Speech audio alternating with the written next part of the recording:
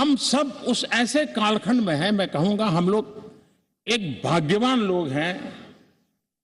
ऐसी भाग्यवान समय में हमें कुछ दायित्व निभाने का अवसर आया है और हमारा सबसे बड़ा भाग्य है कि आज इंडियन एस्पिरेशंस उस ऊंचाई पर हैं जो शायद पिछले 1000 साल में नहीं रहे होंगे।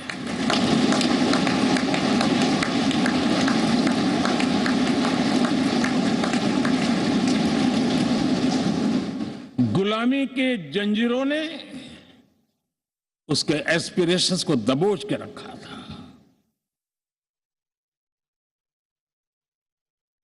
उसकी भावनाओं को तहस नहस कर दिया था। आजाद भारत में अपने सपने संजो रहा था, चुनौतियों से जूझ रहा था, लेकिन मिलकर के आज जहां पहुंचे हैं, अब वहां वो रुकना नहीं चाहता है। वो एस्पिरेशनल सोसाइटी के साथ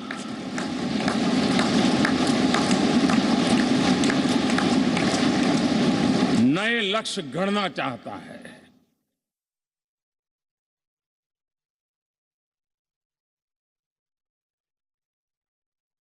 जब एस्पिरेशन सोसाइटी सपने संजोते ही हो, संकल्प लेकर के निकल पड़ी हो, तब पुराने कानूनों से मुक्ति पाकर नए कानूनों का निर्माण करके उज्जवल भविष्य के लिए एक मार्ग प्रशस्त करने का दायित्व हम सभी सांसदों का सविशेष होता है। संसद में बनने वाला हर कानून, संसद में होने वाली हर चर्चा, संसद से जाने वाला हर संकेत इंडियन एस्पिरेशन को बढ़ावा देने के लिए ही होना चाहिए। ये हम सबकी भावना भी है, कर्तव्य भी है और एक एक देशवासी की हमसे अपेक्षा भी है।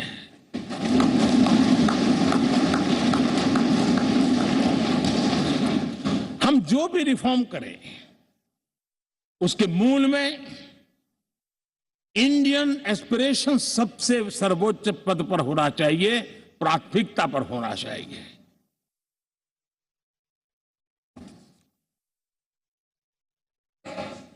लेकिन मैं बहुत सोच समझ करके कहना चाहता हूं, क्या कभी छोटे कैनवास पर कोई बड़ा चित्र बना सकता है क्या?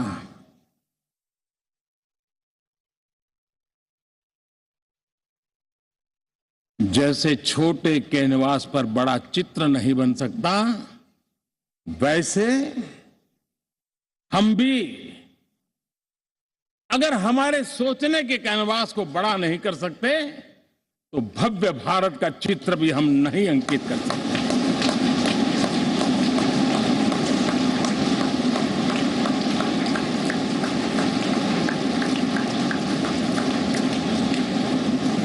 पचहत्तर साल का हमारे पास अनुभव है। हमारे पूर्वजों ने जो कुछ भी रास्ते बनाए उससे हमने सीखा है। हमारे पास एक बहुत बड़ी विरासत है।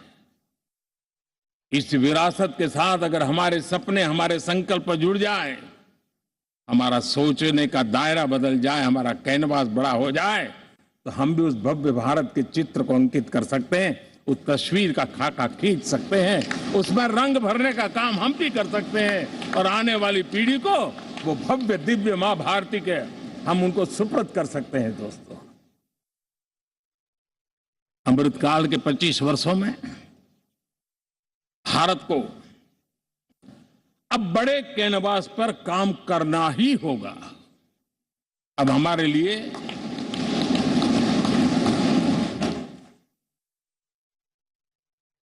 छोटी छोटी चीजों में उलझना वो वक्त चला गया है।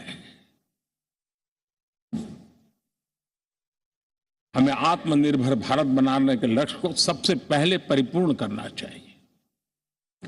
और हमसे शुरुआत होती है, हर नागरिक से शुरुआत होती है।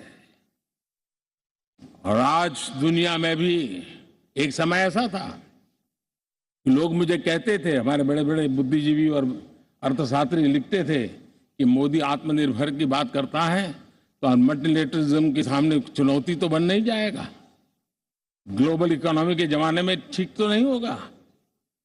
लेकिन 5 साल के भीतर भीतर देखा, दुनिया भारत के आत्मनिर्भर मॉडल की चर्चा करने लग गई है।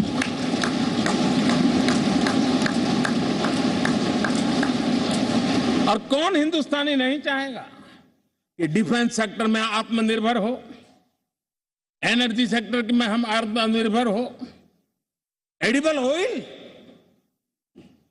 क्या इस देश को आत्मनिर्भर नहीं होना चाहिए? कृषि प्रधान देश हम कहते हैं, खाने का तेल क्या अब देश बाहर से लाएगा? बहुत समय की मांग है कि हमें आत्मनिर्भर भारत को संकल्प को पूरा करना, ये हम सबका दायित्व है। उसमें दल आड़े नहीं आते हैं, सिर्फ दिल चाहिए, देश के लिए चाहिए।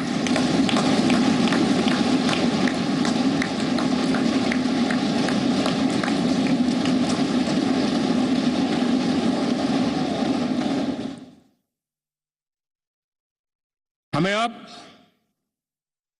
मैन्युफैक्चरिंग सेक्टर में दुनिया में सर्वश्रेष्ठ बनने की दिशा में ही कदम रखने होंगे।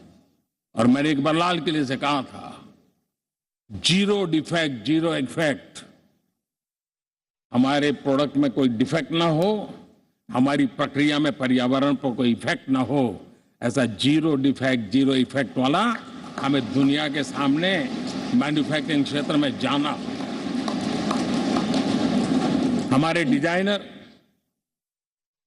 हमारे यहां निर्माण हो रही डिजाइन्स, हमारे सॉफ्टवेयर, हमारे एग्रीकल्चर प्रोडक्ट्स, हमारे हस्तशिल्प, हर क्षेत्र में अब हमें वैश्विक मापदंडों को पार करने के इरादे से ही चलना चाहिए, तब जाकर के विश्व के अंदर हम अपना झंडा फहरा सकते हैं।